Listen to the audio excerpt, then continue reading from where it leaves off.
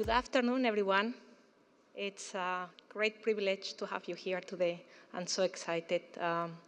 We're going to be sharing with you a lot of new things. And it's a long title, so I'm not going to attempt to read it. But we're going to be talking mainly about how you deploy, secure, and privately on simple deployments in hybrid environments. So my name is Ines Envid. I'm a product manager in cloud networking. And I have with me Neha Pattan, who's a tech lead in cloud networking as well, and Stefan Lindblom, who's a network engineer at Spotify. So Stefan is going to share their experiences on onboarding and deploying and putting in production their workloads with our private networking. So with that, I think we can get started.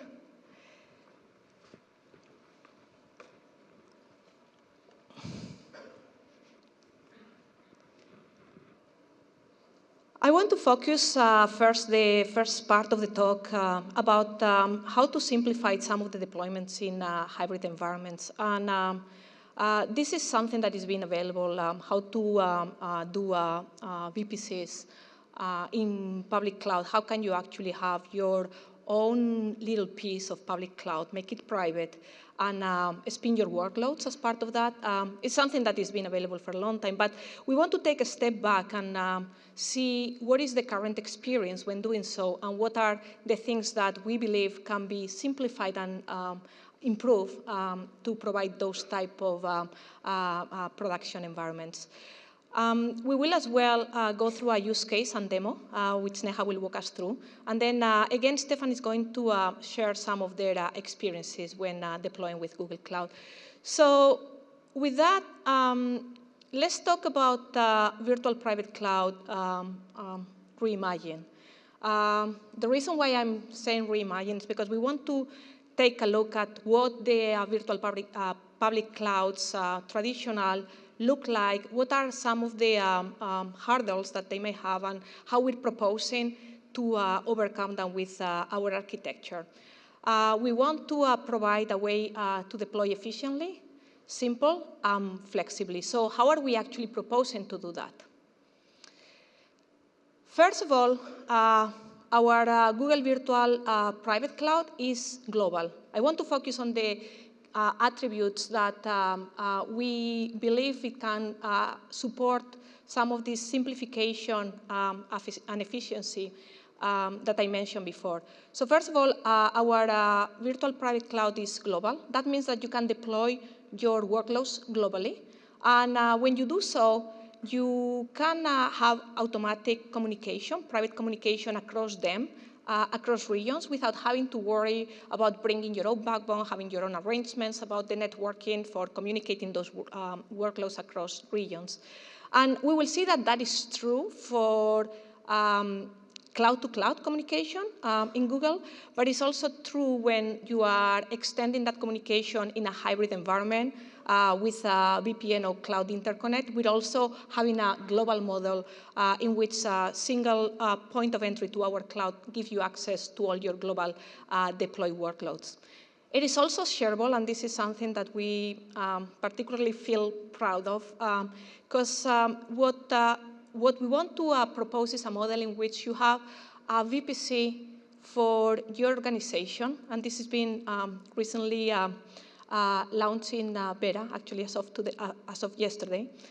And it is a single shared VPC for your organization, which means that you can have developers and applications, workloads that are isolated in projects. I'll talk a little bit more about what a project is. But it provides a multi-tenancy environment with isolation of those workloads, while they share a common space for IP private networking in which they collaborate. And then you can have a central administration for that space in terms of security, IP allocation, setting up routing, etc.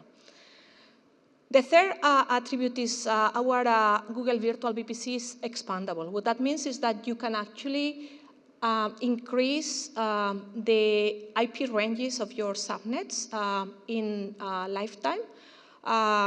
You don't need to shut down any of your workloads. We complete the operation without any service downtime.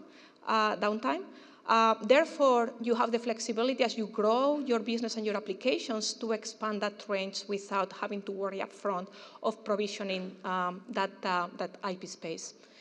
And then the last part is private. We provide access, and again, this is something that we're introducing recently, and again, we're announcing in beta. We're providing private access to all our Google managed services, that is, all our analytics, big data, BigQuery, storage, PubSub, etc., privately from our VM instances. So let's take a little bit more. Let's take a look at some of these attributes and what they are in a little bit more depth. So our global VPC, it means that you can connect your workloads again privately. And then in a traditional VPC, usually when you want to connect workloads across regions, you need to somehow have some means of private connectivity, and that could be through a VPN or some type of stitching mechanism across those two different regions. With our Google virtual VPC, we are providing internal private communication of those workloads without really having to provision anything at all. So that's presented to you as a capability, and it doesn't even need to be provisioned. So it's completely transparent to the user. So in terms of what that means in the bigger picture, you're looking at the locations that we have today. We're making a lot of investments in expanding geographically. So this picture gives you a snapshot of what we have today in terms of regions. Those are the square boxes. And within those, you see the number of zones, availability zones that are there. In blue, you have what are the regions that they're going to be turned up by the end of the year. And then I'm showing there as well the points of interconnect. My colleague John in the morning was talking about how we're providing Cloud Interconnect private. And those will be the points in which for this year you will be able to interconnect to get access to our network and our regions where compute and storage and other resources live. Let's take a look at the Shared VPC. You will see it referred as XPN when you go to our website. It's short for cross-project networking, but I think it's best understood as a shared virtual private cloud for your organization. What that means is, in a traditional VPC, you usually have like this private connectivity across different accounts. You as well have, if you have different accounts, you may need to have different private connectivity because if you have different VPCs, one private connectivity for each of those VPCs for your on-premises data center. It's a decentralized model for setting up policies. And also the developers need to connect to that local VPC, so to say, and so they need to be aware of what the connectivity is there. What we're proposing is a model in which you have a single virtual private connectivity for your organization, and the organization is the domain, just to be clear. So it maps to your enterprise.com. That's where all the projects are going to live. And with that shared connectivity, what you have as well is a single private interconnect to your on-premises will be made available as well to all the accounts, projects that are connected to that shared VPC. And then it is a centralized model for setting up security and routing across your organization. And the developers will see that network as a plug and play or as a service, and they don't need to be aware of the routing mechanisms or the connectivity policy associated to that. They'll just see it as a domain to which they connect when they spin up their services. So let's take a look at what it means really in terms of what do you need to set up. So there will be an organization at org.com There's going to be a security and or a network administrator. This can be actually two personas. You can have those roles separated. But they're going to be responsible and, of the administration of that shared connectivity domain. That is the private connectivity domain. They're going to be responsible of the IP allocation for the organization, and then they're going to be setting up firewalls for that shared VPC. And you can actually connect that single shared VPC to your customer data center. And it's made available to the organization. Now, when a web server developer starts its own project, and it will just spin it up, it will directly connect to that subnet, and then it will get access as well to on-premises. The same for a new, this is just imaginary services. You have a recommendation service that is used by the web server. You spin it up. You're able to communicate in the same space, and the same for the database DevOps. And the key is all those different applications are owned by different people that are owning their own projects. So the administration and ownership of those is very clear. There's a demarcation domain. So let's take an example, and this goes back to what we were showing before, a web server that has a couple of services for recommendation, analytics, and then we're feeding information into Cloud BigQuery as a analytics big data example. And then there is an application that is living in on-premises, and then those services, they need to communicate with it. Let's say, I don't know, an LDAP directory, or anything that it hasn't been able to move to cloud, or it's difficult to re-platform, it's not worth it, etc. So you will usually, in a traditional VPC, have different projects. So projects in Google Cloud are the containers in which you apply policies like quota, billing. So it is really the demarcation mechanism for IAM roles as well. So it is the demarcation mechanism for ownership, and a lot of these policies are enforced. So each of these owners will spin up their own services independently, and they will have to create their own VPCs and then set up security firewalls.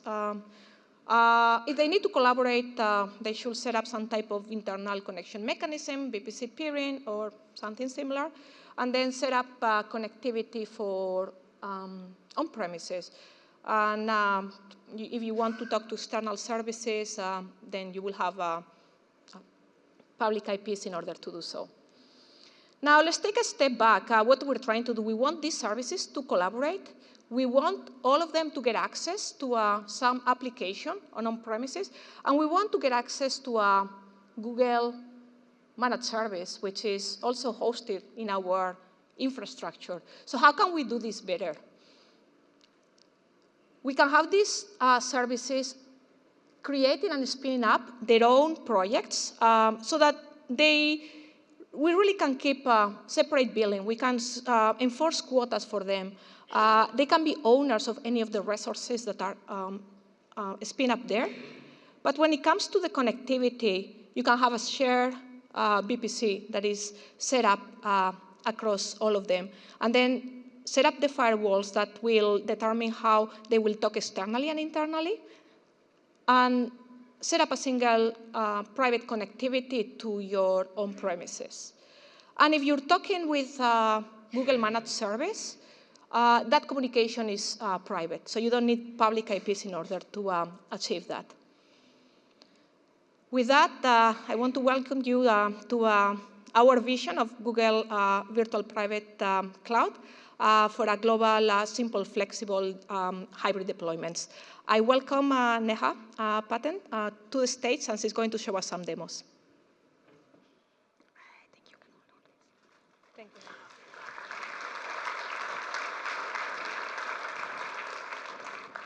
Thanks, Ines. I'm Neha. I'm a tech lead at Google. I'm really excited to be here with you today to talk about some of the work that we've been doing to improve the functionality of Google's global virtual networks. I'm going to walk you through a use case, which is sort of a real-life use case, and demonstrate how using Google's VPC is really simple, very intuitive, and pretty efficient. So let's start with a fictitious company, Dance Moves Incorporated, of which you are a principal engineer. Let's imagine that the CTO of your company comes up with an interesting task for you. And your task is to design and build a web application server that serves dancing lessons to subscribers around the world. You're handed a list of requirements to make sure that the service that you build is highly available and can scale seamlessly to growth in usage and demand. For ease of development, deployment, and speed of execution, you would like to make sure that the service that you build can run in the cloud, and it is backed by virtual machines. Now let's imagine that your company is running an Active Directory server in a data center on premises.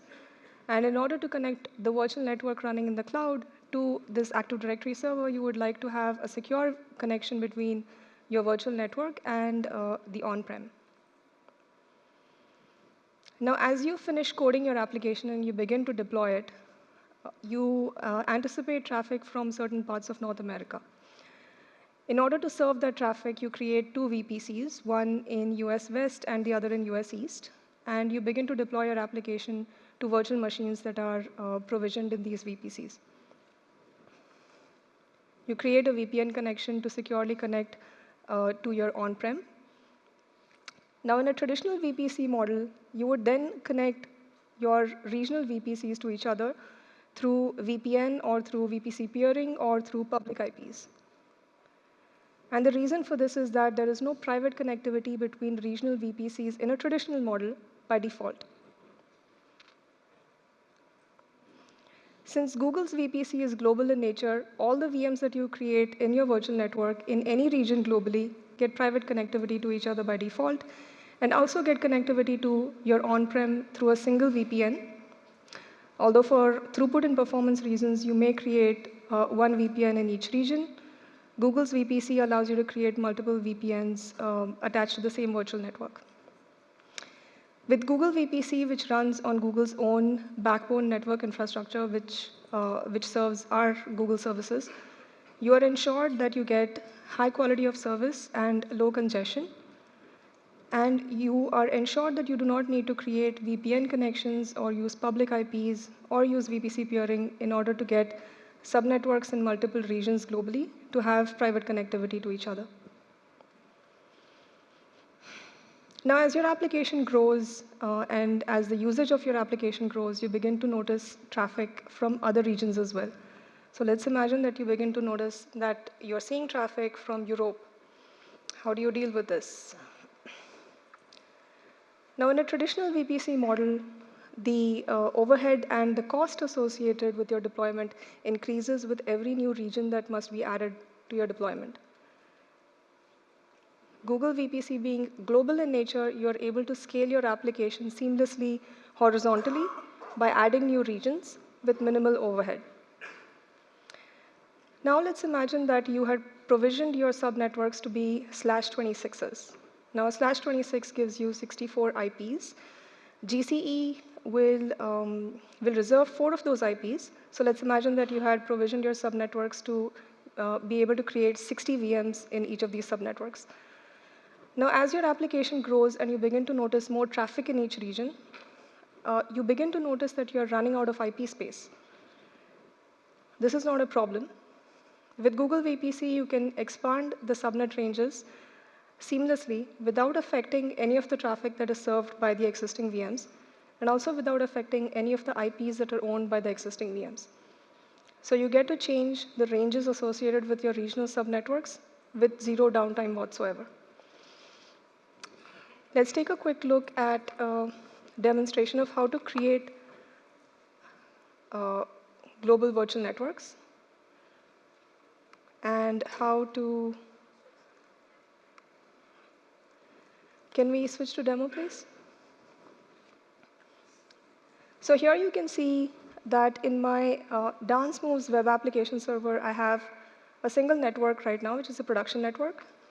Let's say I would like to create a new network. I can give it a name, let's say the test network, and I can give it a description. Now, in creating networks, you are given two options. One is that you can create an auto mode network in which one subnetwork is created automatically for you of a fixed size, and the size is a /20. So every region will get a /20 by default. When GCP adds new regions, then we will make sure that a new subnetwork is added in every auto mode network by default. The other mode is custom mode, where you can create a subnetwork of, you can create as many subnetworks as you desire in the network, and you can create them with any size that you desire as well. So let's imagine that let's say that I create a test subnetwork in US West 1. So here I can choose the region and give it an IP range. And that's pretty much it. That's all it took for me to set up a network with one subnetwork in a single region. Now let's imagine that in the production network, as you can see, I have 4 subnets. They're all /16s except for what I have as the share subnet 4, which is a /24. So if I would like to expand the subnetwork, I just go ahead and edit it, and I can change the IP cider range to /16, and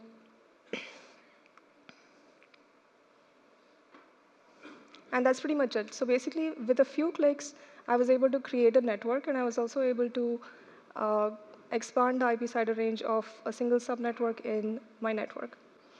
So here you can see the test network is created, and the subnetwork in US West 1, the 10.40 is now increased to a /16. Can we switch back to the slides? Thank you. Now, as your application becomes more popular, you begin to see growth not only in usage, but also in the demand for the features that your service supports. With Google's Shared VPC, which Ines described, we also call that XPN, short for cross-project networking, you are now able to leverage the services that are built in-house by other teams in your organization with minimal overhead. You're also able to adopt Google-managed services like the machine learning services, our data warehousing services, and our storage APIs like BigQuery and MySQL. You're able to access these privately through private connectivity so that you do not have to assign public IPs to your VMs in order to access these Google services. So let's imagine that to the web application server that you built and deployed previously, you would like to enhance that by adding the functionality of recommendation, personalization, and analytics, which are services that are built by other development teams in your organization. Now with Shared VPC, also called XPN, you will now be able to enable multiple development teams in your organization to work and cooperate and collaborate effectively and collaborate in an autonomous manner by providing a single flat shared virtual network. So you can see the recommendation service, the personalization service, and the analytics services are all service projects, and the development teams from these service projects can create virtual machines and provision their applications on those virtual machines without having to worry about network administration, which is done centrally by the network administrator associated with the shared VPC network. The network administrator can also handle VPN connections to on-prem so that every development team does not have to create a separate VPN connection.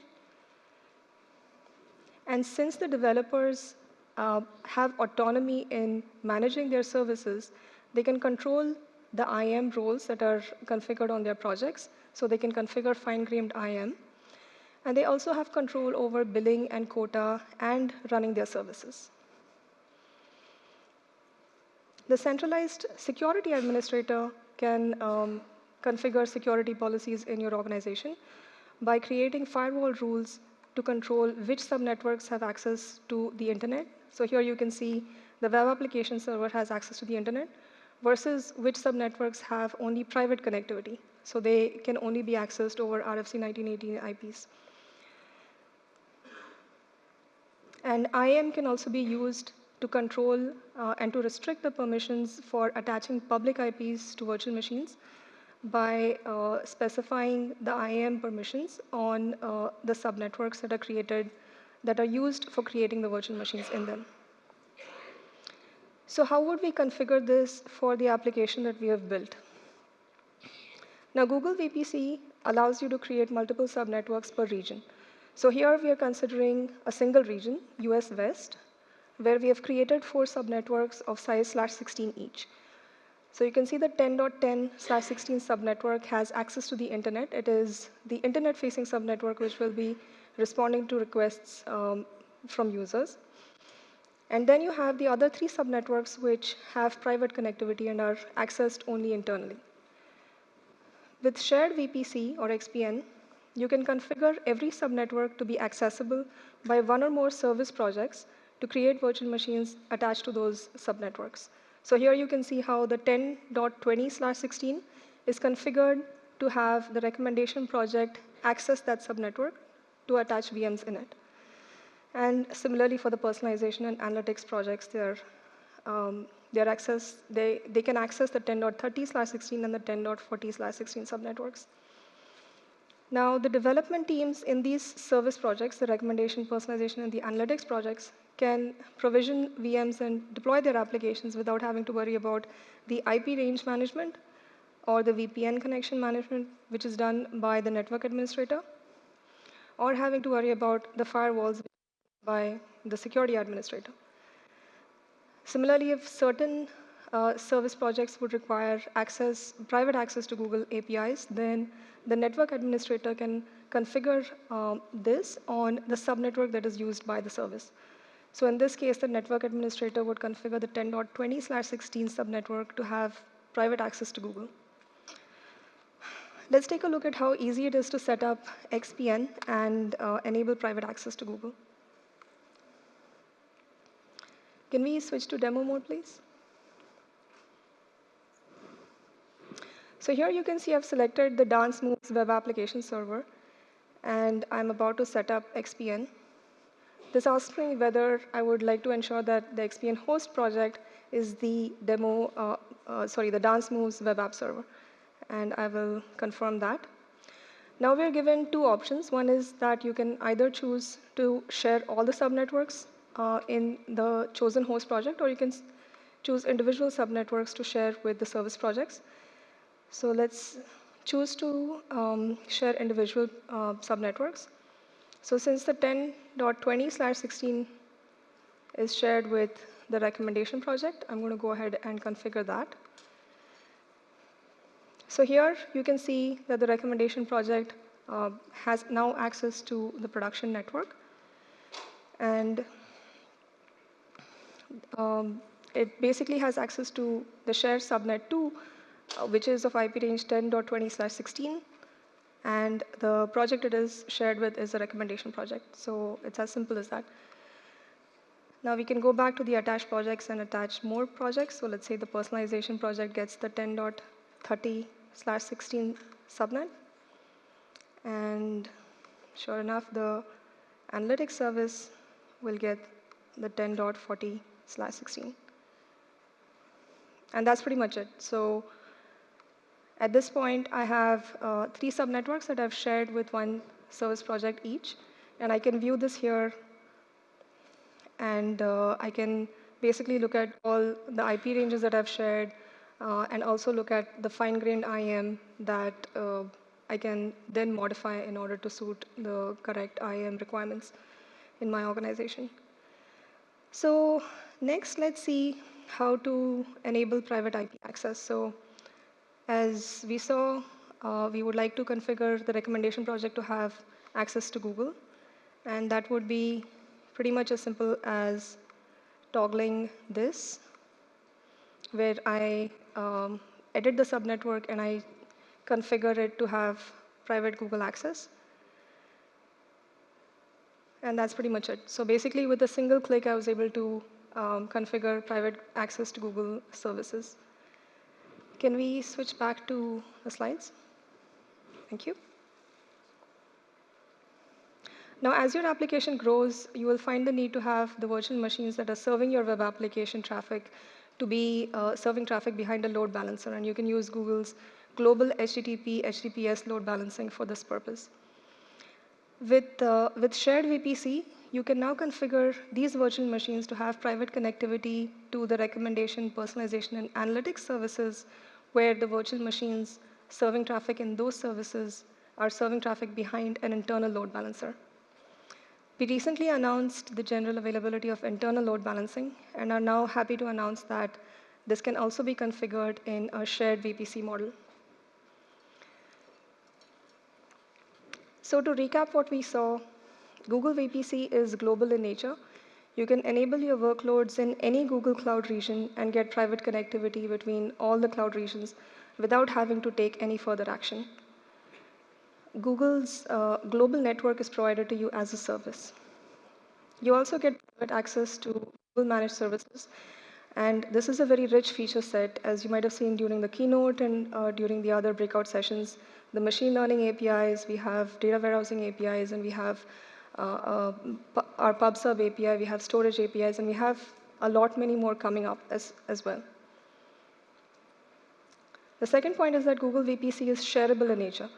You can now enable your organization to work in a way that you have multiple projects and multiple teams collaborate together by having the development teams focus on what they do best, which is to develop the business logic for their applications without having to worry about network and security administration, which is done centrally by the network and security administrators of your organization. And the third point is that Google VPC is expandable. Planning is great, but you shouldn't always have to. If you notice that your application is growing and you did not plan for this growth upfront, then you can actually expand the ranges that are associated with your virtual network without having any downtime, without affecting any of the other networking resources in your virtual network. This is a list of some of the talks that you would find interesting that also focus on Google Cloud networking. If you might have missed some of these talks, then the videos will be available shortly, and please make sure to catch those. With that, I would like to invite Stefan from Spotify, and he's going to share some of Spotify's experiences with integrating with GCP. Thanks, everyone.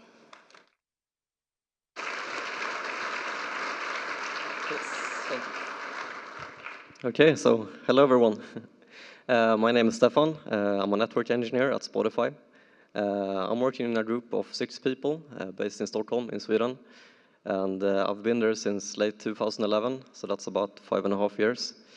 So when I started, we were around 300 employees globally, and we're now over 2,000. So we've grown a lot very quickly, and the same goes for the infrastructure part as well. So I'm going to talk about how we're actually moving into GCP and how we're combining on-premise and the cloud. So first of all, what is Spotify? Spotify is a music streaming service that allows all the users to play their favorite music and build playlists and share them with family and friends. And one big part of this is discovering new music. Some numbers of the service. We have around 100 million subscribers, or users, sorry.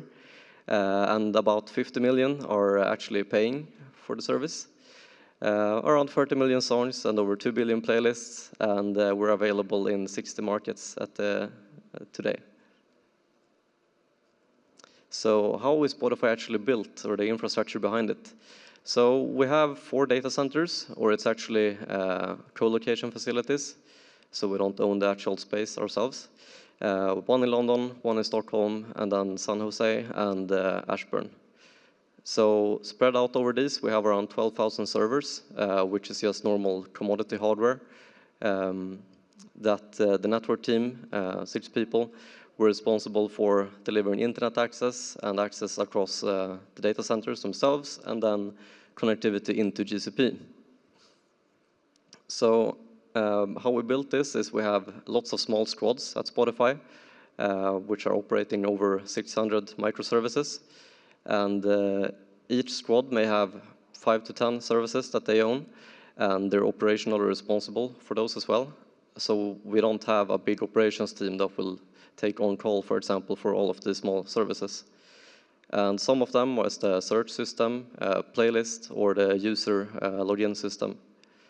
But we also have some pretty large services, like the Hadoop cluster, which is one of the biggest in Europe.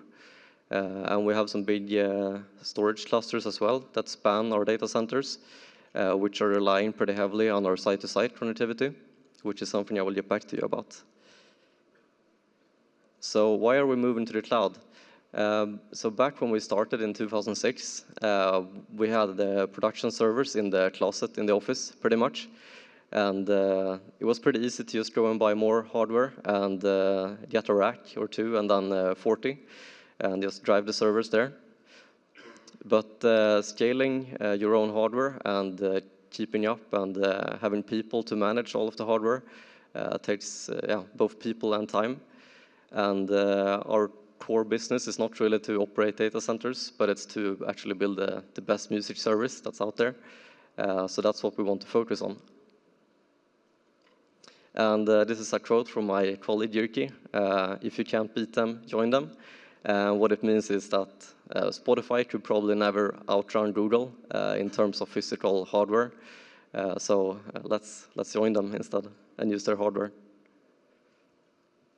And why Google Cloud? So Google has a lot of experience with Hadoop and MapReduce, for example. And that's something that Spotify is using a lot, or the big data processing.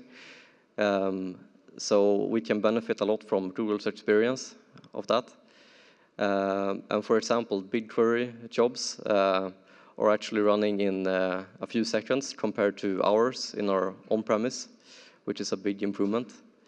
And when we started working with Google, we noticed a good culture match, like open source, and we're able to innovate on new projects and so on.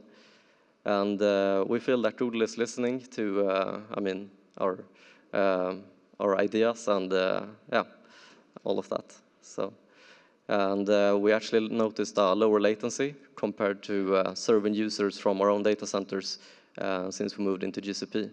And that's pretty important to us because every millisecond matters from when you press play till you get the music playing. And some of the benefits of having a shared VPC or XPN and how Spotify is using it. So each microservice at Spotify can get its own project today in Google Cloud. And before we had XPN, we had to have separate networking and separate firewall policies, for example, for all of the projects. And that's a big task to maintain, especially for a single network team. So today we can give each microservice its own project, and they can all connect back to the shared networks that we have, which provides VPN tunnel access back to our on-premise and security policies or firewall policies.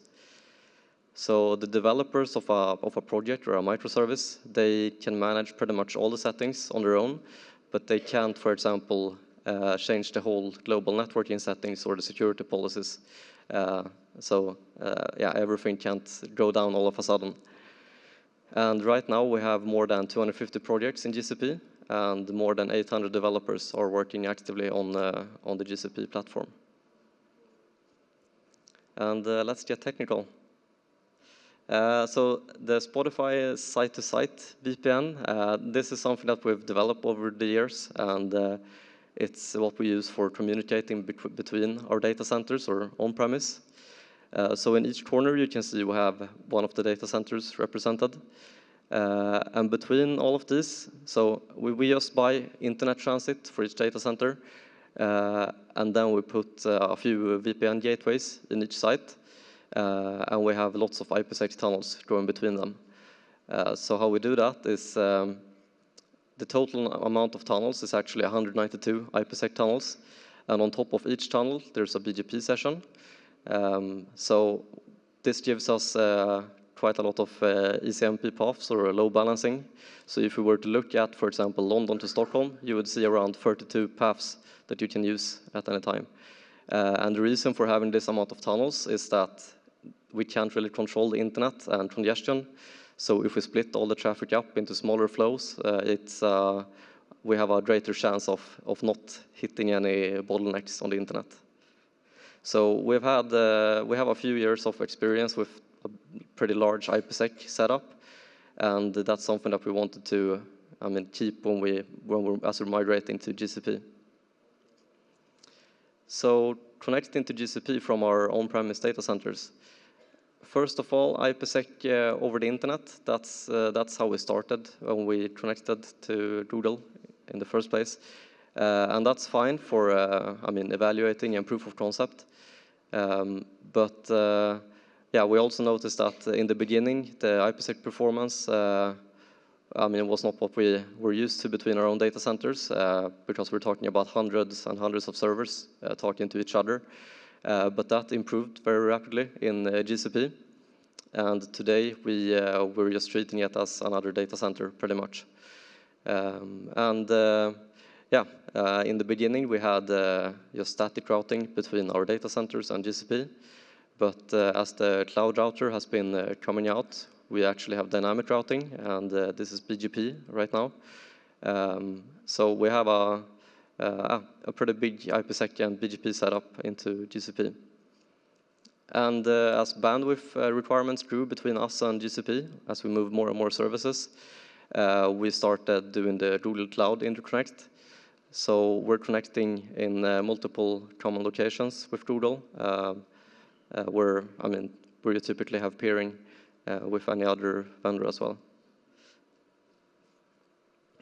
So Spotify VPN to GCP via peering.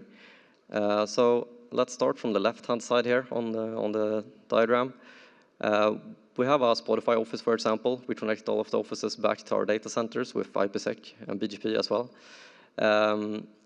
So imagine that you have some traffic going from the data center into Google Cloud storage.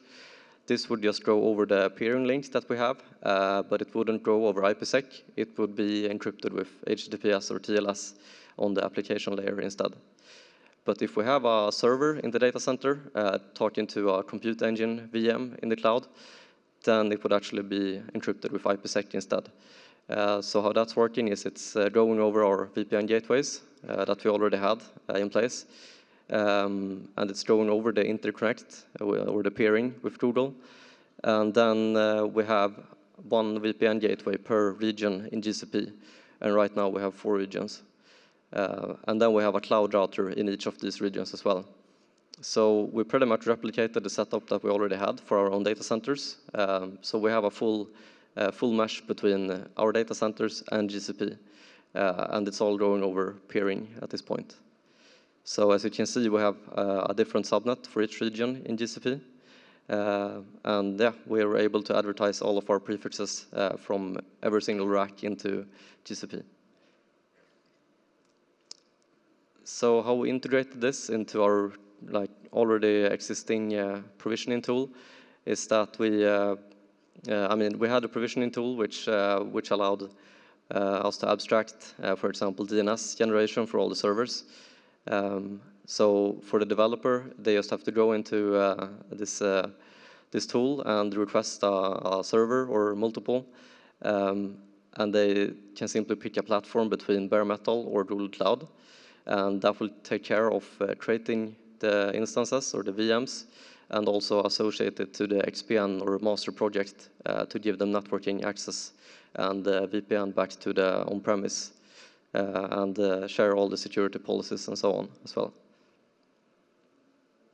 So this is how that tool looks. It's called System Set or System C.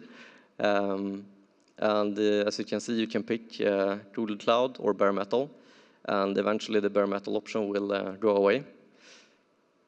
And once you've pressed that, or Google Cloud, you get some more options like what role it is, and that's the internal microservice, for example. And you can also select where it's supposed to be deployed, in what region physically, and how much CPU and RAM that you need. So how do we feel so far with going to GCP? We've had a great experience so far, and from a network engineer's perspective, it's been very stable. The IPsec has been great, and no matter if it's IPsec or not, the peering has been very stable as well.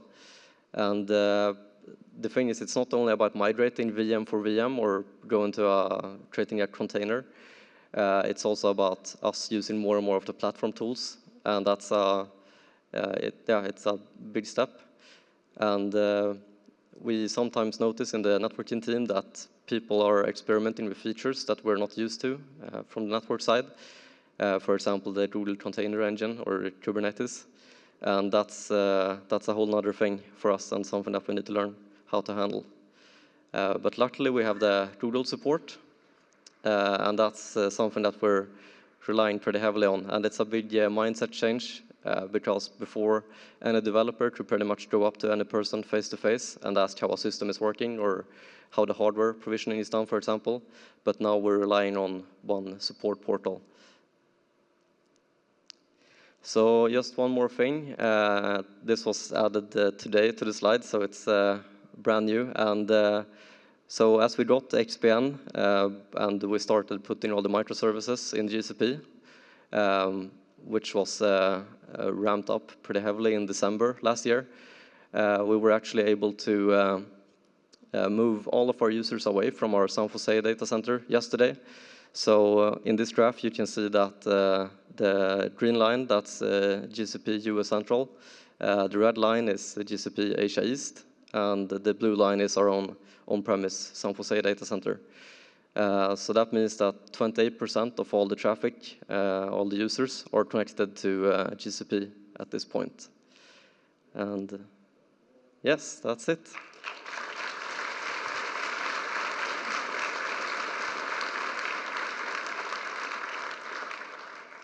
Yeah, I think we have time for some questions, right? Yeah. So there's 2 microphones, so I guess, yeah. So I have a question for the Google folks. Could you expand a little more on the notion of the host project? Do you see customers who have an organization having a single host project that has all the networking for, where they manage the networking for all their projects underneath, or do you see related projects being grouped under different host projects under an organization?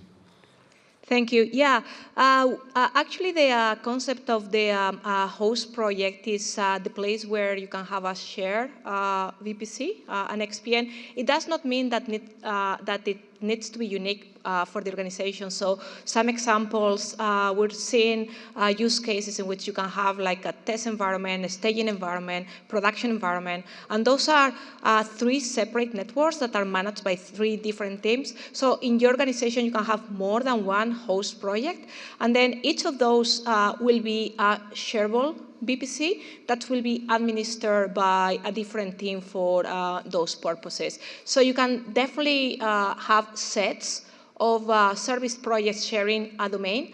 And actually in some of the other talks, you will see that we're as well starting to support VPC peering. So the XPNs that are shareable, there could be as well as they need to be peered together. So that gives you a super flexible model in having a centralized shared domain and then peer as you need with others. So that's kind of the vision that we're having for flexible topologies.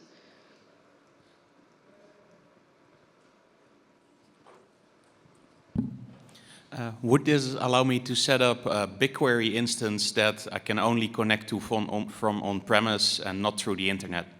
Right. Yeah, great question.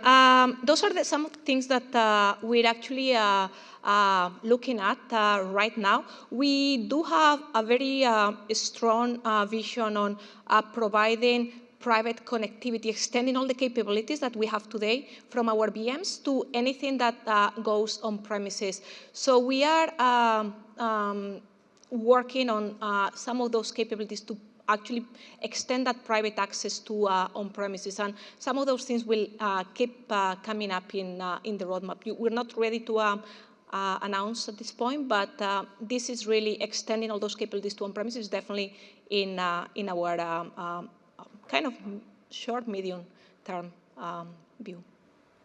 It would be good to hear from you what the requirements are specifically about this. So, you know, later after this talk, maybe we can chat about what exactly you're looking for. Yeah, we're, by the way, meeting in the Meet the PM area that is on the 3rd floor, close to the room for the keynote, I believe. I think it's closer to the security booth, so we can actually go in depth about those use cases. Excuse me. The notion of the VPC sharing, is that in GA right now, or is that alpha beta? It is beta. It was launched beta yesterday. So you heard Spotify. Some of those capabilities have been running for selected customers in production environments, but it's been widely launched beta as of yesterday. Okay. I know you just recently announced the Cloud Path connectivity with your cloud storage and the Cloud SQL. Is that also, what's the timeline in terms of that going into production? Yeah. So when we actually talk about providing private connectivity to managed services, Cloud SQL is not part of those managed services, just to be super clear. The reasons, there can be a lot of details behind, but the way we connect to a Cloud SQL, our managed SQL, it is different than the path to in which we connect through APIs to these other services. So it requires additional work. So it is not available as of today. And the rest of the capabilities of connecting, again, to everything that is API-based storage, BigQuery, Bigtable, PubSub, Stackdriver, all that is beta at this point. Hi, this is Parthy. I have a question on performance, especially for the Spotify. So when you move from the project-centric, the networking model to a much more at the organization level, right? The shared cross-project networking. Do you see any performance improvements? And can you just talk about your general observations? Another great question. There is absolutely no performance impact, so you won't notice any difference at all. So everything will work pretty much as if everything was in the same project. The reason is very simple for us. Really, as a networking domain, our data plane, it's really a program as in the domain of where the VPC is defined. So meaning that every VM that gets created as part of that private domain, it is a single. It is completely programmed across. So it does not really matter whether they belong to the same project. That's more like an administrative control plane construct that we don't really are even aware of when we're actually talking. Will there be a gain? I mean, there's a minor gain. Do you expect, because you don't have to jump across multiple VPCs. For example, you said like there's 800 microservices. Now I can have 800 projects all in a single, potentially a single networking, right? So will there be a potential gain? Yeah, it is definitely a potential gain as compared to how you will actually build that topology without having XPN. That is definitely an improvement. So again, the performance, it will be exactly the same as if you had a single project with a single VPC, even though you have all these different projects that are actually sharing it. So as compared to traditional topologies, we're seeing definitely a big win there.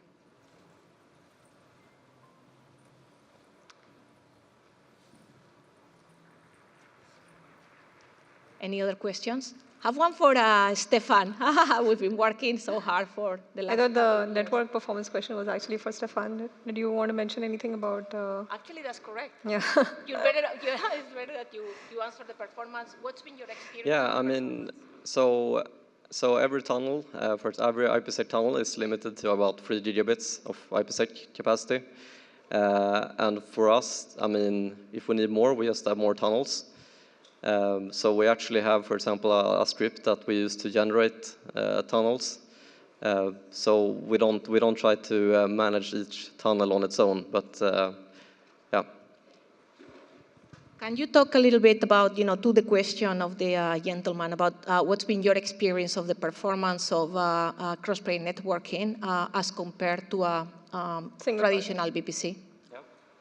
Yeah, so we started with having no VPC or the traditional way, and I mean, it's a lot harder to scale, because if you have a lot of projects, then you need to add VPN tunnels for each project, and that took a lot of time from the network team to, even if we have a script to do it, we need to run it for every individual project and care about IP ranges and so on.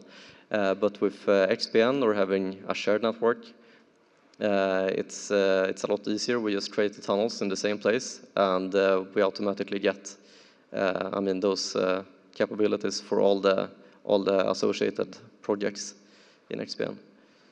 And you've seen no impact in the performance? No, there's definitely no negative impact by doing that. And as I said, we just add more tunnels if we need more performance. So it's it scales linearly. Yeah, the performance would be pretty much the same as a single project, or the same as if you had peering between the two projects. But basically, the gains that you get from shared VPC, that is XPN, is mostly in simplifying the management. So basically, there's no loss in performance. It's pretty much the same optimized performance. But you also gain by not having to spend on the extra management that is involved with having separate siloed projects and separate networks. There's one more question. Yes, I didn't see anything about IP version 6. Does it support IPv6?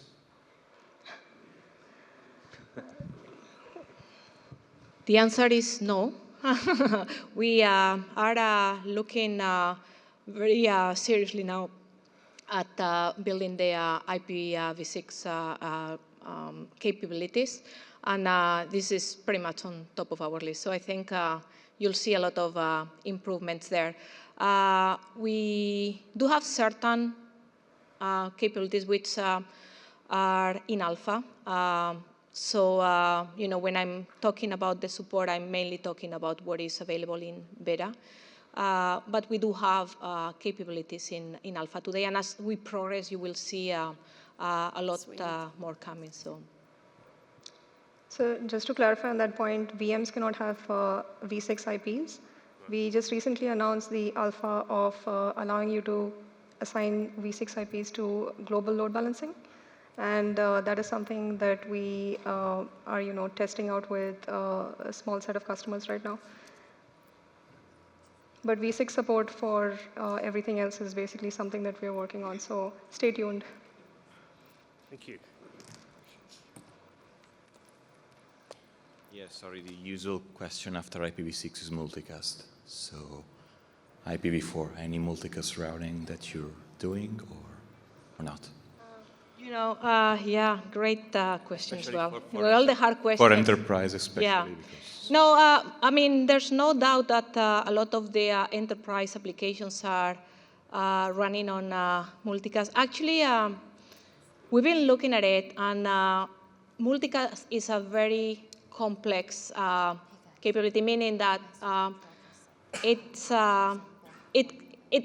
can be very simple, or it can be super complex. And I think a lot of different applications require different capabilities there. So in order to build some of those multicasts is not negligible task, and it could be a little bit of a rat hole. So we've been looking at that. We don't have currently plans that I can communicate for that today. So that's where we're standing. We're watching and see, whether that's something that we can live without, or we really need to implement. And we're definitely, open for feedback. But that's where we're standing. I think that's a great set of questions, and thanks everyone for attending the talk, and thank you also for the questions.